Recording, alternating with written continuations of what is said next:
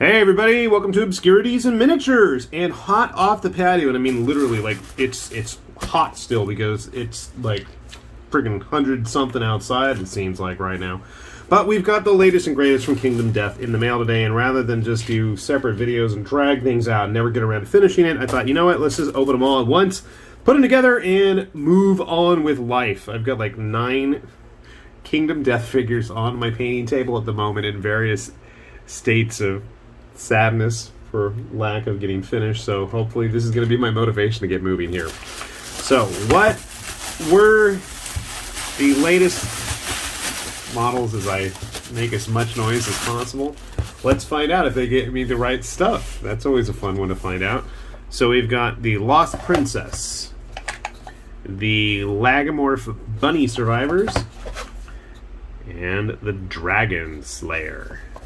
Unfortunately, we don't have a Kingdom Death of Verminthrax to go along with the Dragon Slayer. We're going to start with her first. It's funny how I just assume it's a her, but at this point with Kingdom Death, why not? Alright, what number? Nothing low. 394. I'm not sure about that pose, but I do like martial arts style figures, so I'm not going to complain. Plus, it's not going to look as lewd, I think, by the time I finish painting her. Alright, what does she consist of? We've got the main body. Nice, obvious keyed spots. Big, long ponytail. And this appears to be her head. With some nice, easy to break stuff on there. What are the other parts here? A knife.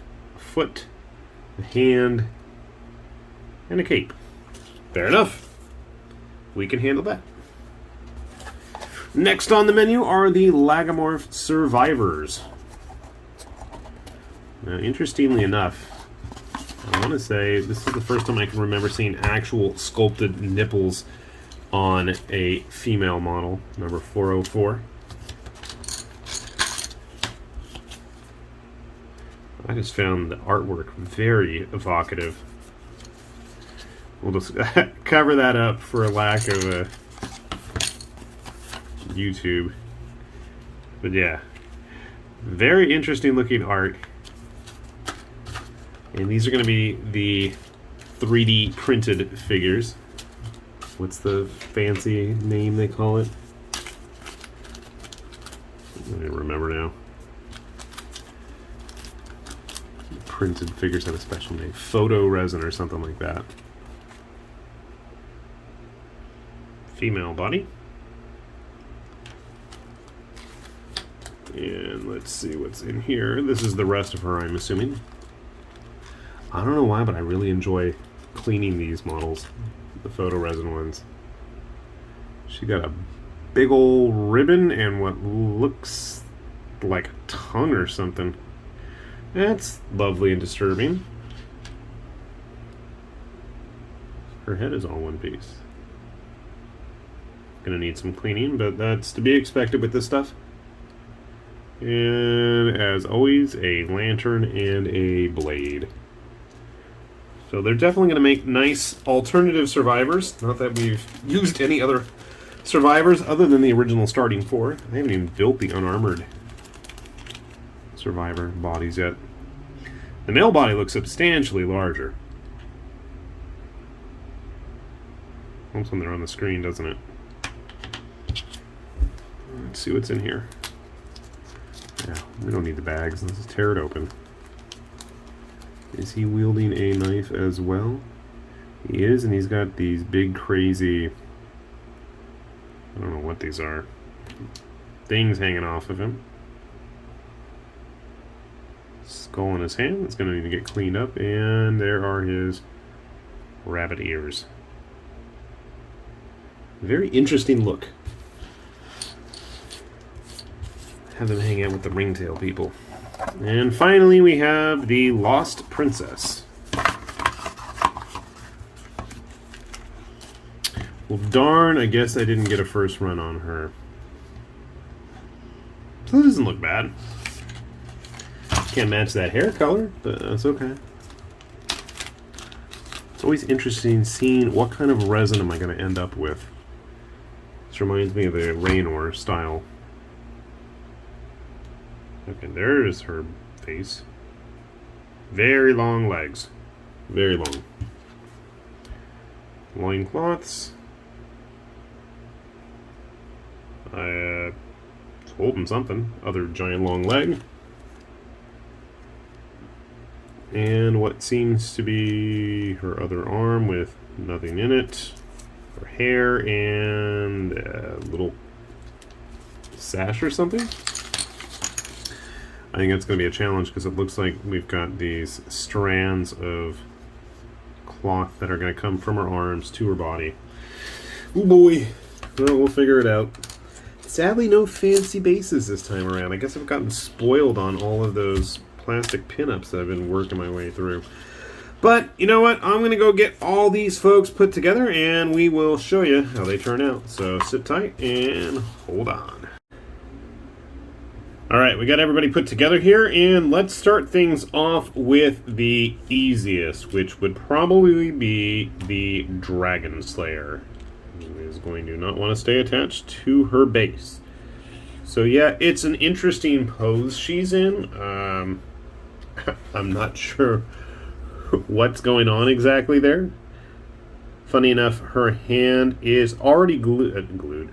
Molded on to her leg, so you just basically have to attach the hand there and all is well. Very straightforward, I thought.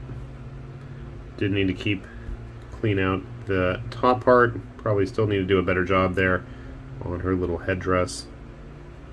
But I'm a sucker for close combat fans. She's barefoot too, which is surprising to see. Usually our Kingdom Death ladies, close combat or not, usually tend to be wearing sandals or heels. Not so for the Dragon Slayer. Next up, I would say the Lagomorph Survivors. They were pretty simple for the most part. Our female one right here at least has the ribbon made of, I don't even want to know what, helping prop her up. And then I managed to break the knife on the male survivor, but I think I got it fixed. Interesting thing, there was an extra piece, and it actually is part of his scarf. I did not see this on the Kingdom Death website or any of the actual promo photos of the Lagomorph Survivors. They only had the one strand on there. There are two, and it basically is going to just slot right, if I can get it focused, it's going to slot in right there on the shoulder where the first piece is.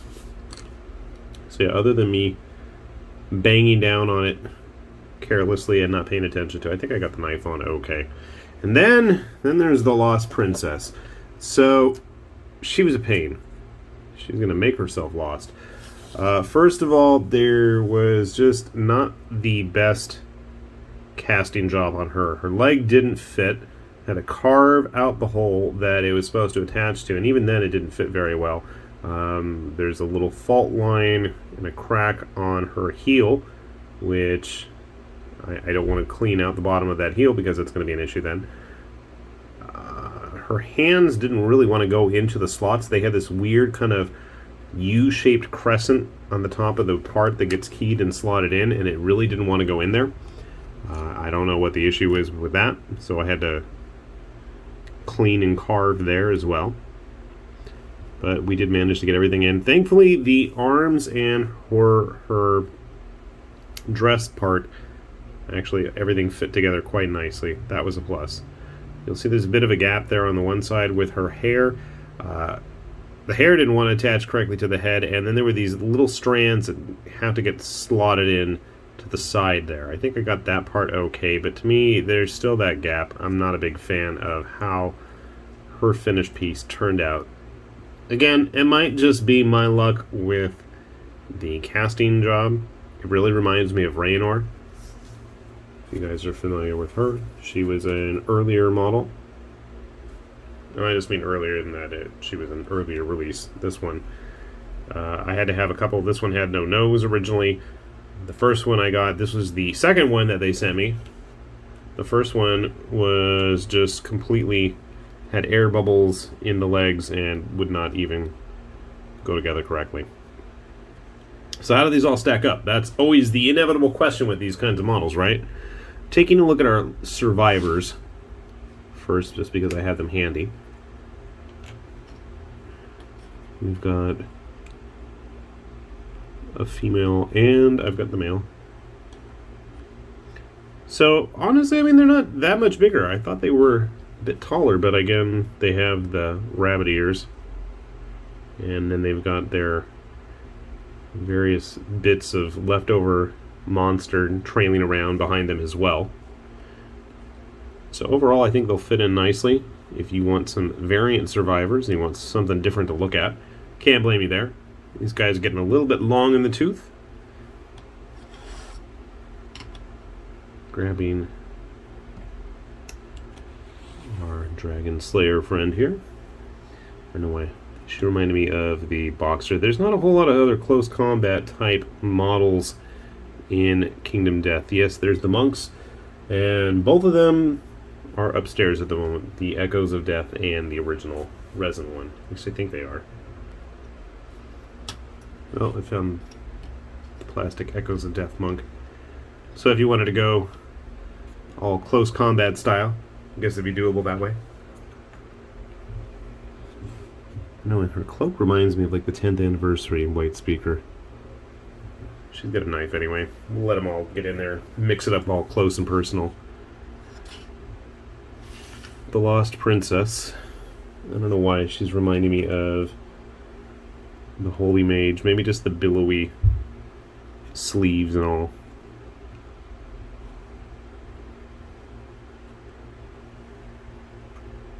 Grabbing one of my favorites, the Bullet Dancer.